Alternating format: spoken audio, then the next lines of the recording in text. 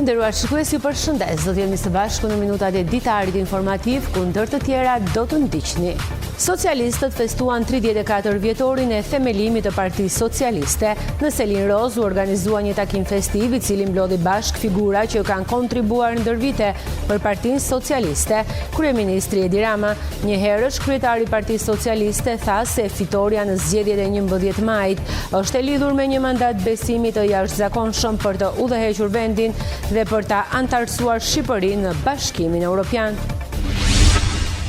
Në ditën botërore të refugjatëve, Dropulli u kthye sot në një qendër sensibilizimi ku përfaqësues të institucioneve dhe organizata theksuan rëndësinë e integrimit të refugjatëve, bashkëpunimit ndërinstitucional dhe respektimit të drejtave të çdo individi që detyrohet të largohet nga vendlindja për një jetë më të sigurt. Syri kaltër mbetet edhe gjatë këtyre ditëve një nga destinacionet më të preferuara për turistët e huaj që vizitojnë Shqipërinë dhe veçanërisht jugun e vendit. Bukuria natyrore, uji kristal dhe mjedisi paprekur tërheqin çdo ditë qindra vizitorë nga e gjithë bota. Një atelje e hapur e qëndisjes u improvizua në pazarin e Gjirokastrës. Ishin fëmijët që ndjekin prej një viti kursin e çelur në qendrën kulturore Fato Berberi, që sollën për bashkëmoshatarët dhe vizitorët teknikat e ndryshme të kësaj tradite gjirokastrite. Ju njohim tani më gjerësisht, socialistët festuan 34 vjetorin e themelimit të Partisë Socialiste në Selin Roz. U organizua një takim festiv i cili mblodhi bashk figura që kanë kontribuar ndër vite për Partinë Socialiste. Kryeministri Edi Rama, një herë edhe kryetari i Partisë Socialiste, tha se fitoria në zgjedhjet e 11 majit është e lidhur me një mandat besimi të jashtëzakonshëm për të udhëhequr vendin dhe për ta çuar atë drejt Bashkimit Evropian. Partia Socialiste e Shqipërisë kremtoi 34 vjetorin e themelimit, një përvjetor që vjen pas fitores që korri kjo forcë politike në zgjedhjet parlamentare të 11 majit, duke marrë 83 mandate. Nga selia qendrore e Partisë Socialiste, kryeministri Edi Rama tha se përgjegjësisë që i besuan shqiptarët nuk i trembet, por është i vetëdijshëm që shumë gjëra duhen bërë më mirë me qëllim antarësimin e Shqipërisë në Bashkimin Evropian. Ne nuk i jemi frikur edhe sigurisht nuk jemi shmangur asnjëherë përgjegjësive që vinë me fitoret, dhe kjo unë besoj se është arsyeja kryesore pse ne nuk lodhemi së fituari, e natyrisht që shumë gjëra duhen bërë me patjetër më mirë në kushtet kur kjo fitore është e lidhur me një mandat besimi të jashtëzakonshëm për të udhëhequr vendin dhe për të antarësuar Shqipërinë në Bashkimin Evropian brenda kësaj dekade. Festës ju bashkua gjenerata e re e Partisë Socialiste, por edhe veteran, si Ethem Ruka, Gramoz Ruçi dhe Arta Dade. Sa kohë do ta shoh këtu në oborrin e partisë, jam i sigurt që partia është në rrugën e duhur. Shqetësohuni ditën kur do mungoj Gramozin këtë obor. Po atëherë do jem asum, kështu që shifni e bëni. Në ditën botërore të refugjatëve, Dropulli u kthye sot në një qendër sensibilizimi ku përfaqësues të institucioneve dhe organizatave theksuan rëndësinë e integrimit të refugjatëve, bashkëpunimit ndërinstitucional dhe respektimit të drejtave të çdo individi që detyrohet të largohet nga vendlindja për një jetë më të sigurt. Aktiviteti synoi të rrisë ndërgjegjësimin për sfidat dhe të drejtat e refugjatëve në një klimë gjithnjë e më të ndërlikuar migratore. Në kuadër të ditës botërore të refugjatëve në Bashkinë Dropull u zhvillua një aktivitet sensibilizues me pjesëmarrjen e të gjitha institucioneve përgjegjëse. Gjatë takimit u theksua rëndësia e bashkëpunimit ndërinstitucional për garantimin e të drejtave dhe mirëqenies së refugjatëve, si dhe integrimi i tyre në komunitet. Përfaqësues të institucioneve folën për sfidat dhe progresin e bërë ndër vite. Shqipëria është sot një vend i nderuar në arenën ndërkombëtare dhe Në këto paktën 15 vitet e fundit, ne jemi dëshmimtar të pritjes të refugjatëve të ardhur nga zonat e luftës, duke filluar nga Afganistani, Irani dhe deri vendet të tjera të lindjes, për të mbritur tek ajo fjala kyçe, tek ajo fjala kod, solidaritet me këta refugjat që ne i kemi dhe i presim në pikarimet kufitare. Një ditë që na kujton detyrimin dhe përgjegjësinë tonë njerëzore për të qëndruar pranë atyre që kanë qenë të detyruar të lënë vendin e tyre për arsye lufte, dhune apo përndjekje. Një rast që pasqyron integrimin e suksesshëm të refugjatëve është ai i Muhamed Dahut nga Siria, i cili prej vitesh është vendosur në Dropull dhe ka krijuar familje me një banore vendase, duke u bërë pjesë e komunitetit dhe jetës sociale të zonës. Shumë e mirë, domethënë, shumë mirë.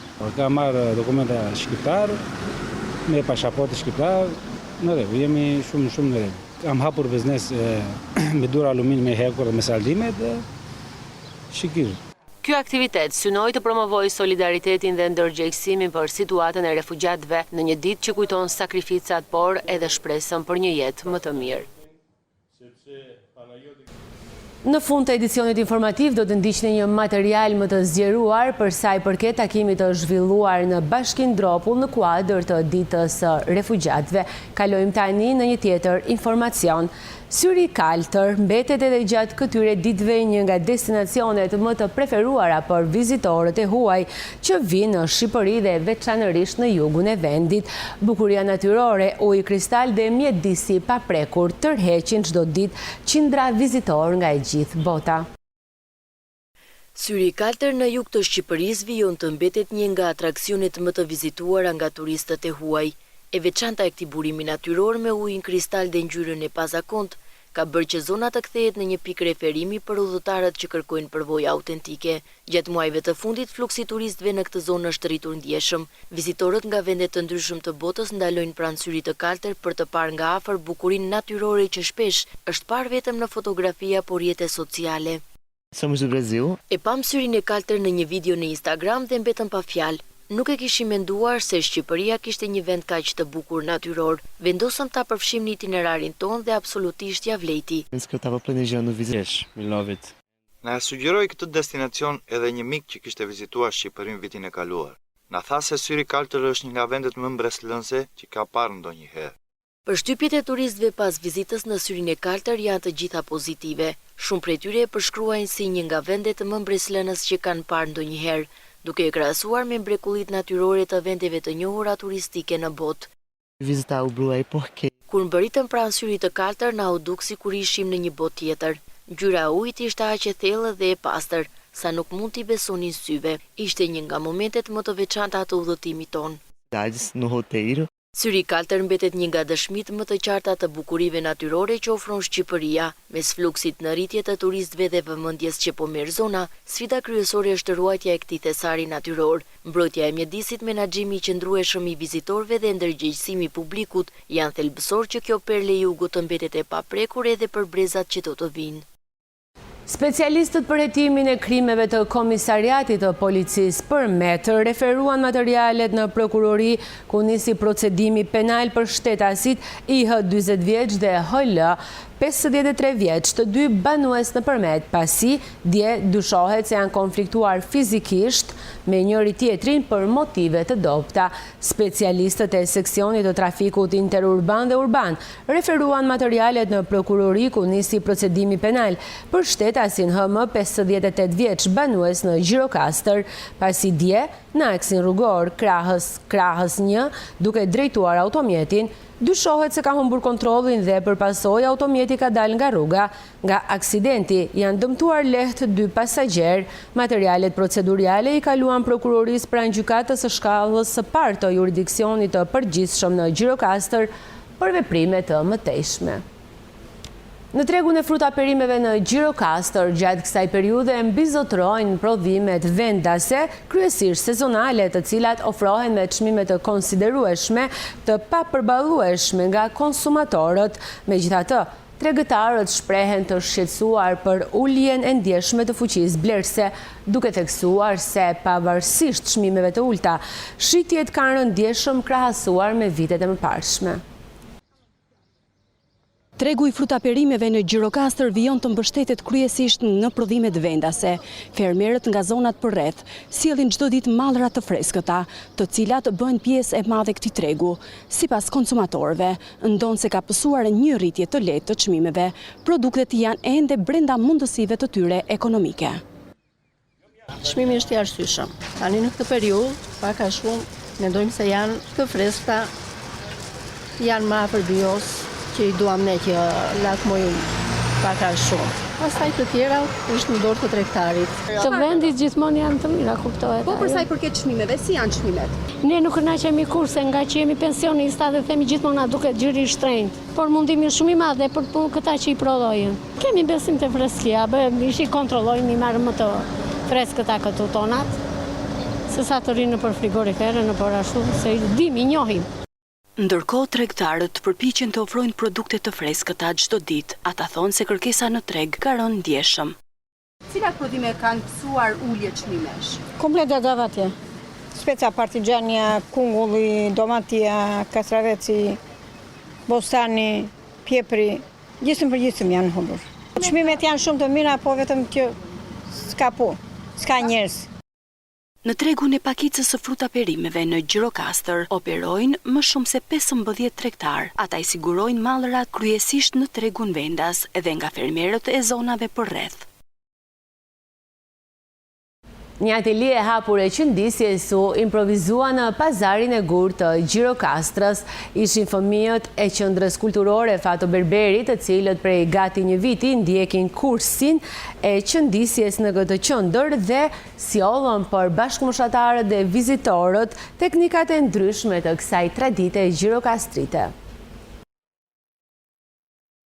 Janë pjesë e kursit të qëndisjes në qendrën kulturore Fato Berberi. Këto vajza, në drejtimin e mjeshtres së kostumeve popullor Eli Zhulati, kanë arritur të marrin një uri të bazë tashmë mbi teknikat e ndryshme të kësaj tradite. Këtë e dëshmuan sot me ngritjen e ateljes së hapur të improvizuar në pazarin karakteristik.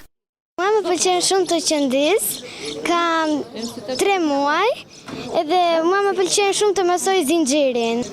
Si ka ecur kursi deri tani? Ka ecur shumë bukur, dargëtohemi shumë. Mësojmë gjëra shumë të bukura. Cilat janë ato gjërat e para që ti ke mësuar? Gjërat e para që kam mësuar është që të qëndis. Ke mësuar si të mbash gjelbërën, si të... Na trego pak. Dhe kur fillova për herën e parë nuk e dija se si ta bëja qëndisjen, por mësoj se Elina i mësoi të tëra. Çfarë do qëndisësh ti sot? Unë të qëndis. Çfarë shkruan aty? Unë. Cila është teknika që do përdorni në qëndisje? Të ngeri makine. Ke mësuar ti, ka mësuar të ta Eli këto teknika që ti sa ko ke që je pjesë e kursit? 6 muaj, po. Ke qëndisur në një gjë tjetër të bukur? Po. Çfarë për shembull? Kam qëndisur këtë, që është kjo shkronja A dhe kjo zemra. Ky aktivitet që erdhi nën titullin Qëndisim vlerat e traditës pati për qëllim thithjen e sa më shumë vajzave në këtë kurs, por edhe njohjen e të interesuarave dhe turistëve me mënyrën e qëndisjes karakteristike. Sot është një nga aktivitetet e radhës që bën Qendra Kulturore e Fëmijëve Fato Berberin, të cilën unë bëj pjesë, kemi thënë disa herë si instruktore jashtme e grupit të qëndisjes. Ideja nuk është ne të mbajmë vetëm atë grupin e vogël modest që kemi, por është një mënyrë për të bërë thirrje edhe fëmijëve të tjerë të qytetit, bashkohu me ne. Logoa për këtë radhë është Unë qëndis, po kjo të vlej edhe për grupet e turistëve që vizitojnë Gjirokastrën këtë ditë të premte, për të parë kuriozitetin, po për të dhënë dhe tek ata një mesazh që këtu diçka fillon për të vazhduar trashëgimia dhe konkretisht qëndisja që është një nga elementet e trashëgimisë kulturore në Gjirokastër. Të them që jam shumë optimiste, këta janë shumë fëmijë të vegjël edhe po dëshira e tyre për të frekuentuar këtë grup është e mirë. Dhe kjo mua më bën që her pas here edhe me drejtuesit e qendrës të krijojmë edhe të mendojmë idera si t'ja u bëjmë një ditë ndryshe nga e përditshmja. Qendra Kulturore Fato Berberi vitet e fundit I ka dhënë përparësi çeljes së kurseve që kanë të bëjnë me ruajtjen dhe përcjelljen e traditave gjurokastrite të brezat e rinj. Përveç atij të qëndisjes, në të funksionojnë edhe kurset e ciceronëve dhe polifonisë. Banorët e Dropullit vlerësojnë kontributin e klarinetistit Petros Lukasi, I cili u largua nga jeta para pak ditësh. Ai e ka kaluar fëmijërinë në fshatin Longo të Dropullit të Sipërm dhe u largua për në Greqi një ditë para se të mbyllej kufiri. U largua nga jeta në moshën 91 vjeçare dhe u përcoll dje për në banesën e fundit legjenda e klarinetës Petros Lukas Halqias. Fëmijërinë e kaloi në fshatin Longo të Dropullit të Sipërm dhe vijoi me një karrierë shumë të suksesshme si klarinetist I muzikës tradicionale popullore. Pikërisht në këtë lëm historik të fshatit Longo, 12 vjet më parë, në verën e vitit 2013, Petro Luka deklaroi para gjithë banorëve të Dropullit se këtu është rritur dhe është larguar për në Greqi një ditë para se të mbylleshin kufit. Ky lajm prit me mallëngjim nga banorët e fshatit Longo, pasi e prisin të ishte prezent në festën e 10 gushtit të këtij viti. Ne kishim dhe për nder që deklaron dhe se është nga fshati ynë, se jetoj për një periudhë të gjatë në fshatin tonë. Kishte premtuar në qoftë do të jem mirë si vjeta, do të hyj patjetër. Por fat keq, nuk ashtu.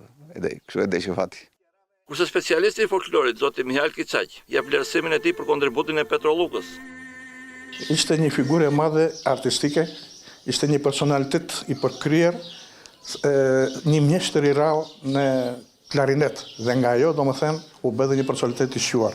Për mendimin tim, ai kishte një talent të jashtëzakonshëm, ishte një virtuoz në klarinet, kishte disa teknika origjinale, kalime, ngjitje, zbritje, kalime nga oktava në oktavë ose nga shkalla në shkallë, ca gjëra të çuditshme, një frim shumë të lehtë dhe shumë të ëmbël, kështu që prodhonte një timbër shumë të pastër. Një timbër të kristalt, të ëmbël, si mjalti, siç I themi neve këtu nga zona jonë, që pikon të mjalt.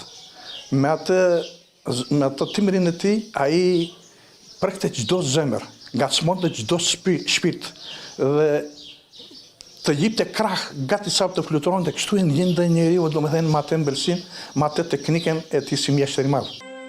Pritet që në të ardhmen e afërt të zhvillojnë ceremonitë të iniciuara nga kryesia e fshatit Longo, shoqata e emigrantëve dhe pushteti vendor, për të nderuar pas vdekjes figurën dhe personalitetin e kësaj legjende që tashmë kaloi në përjetësi.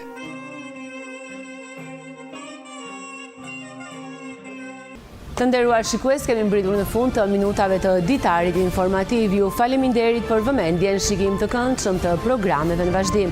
Bashk, miru takofshim.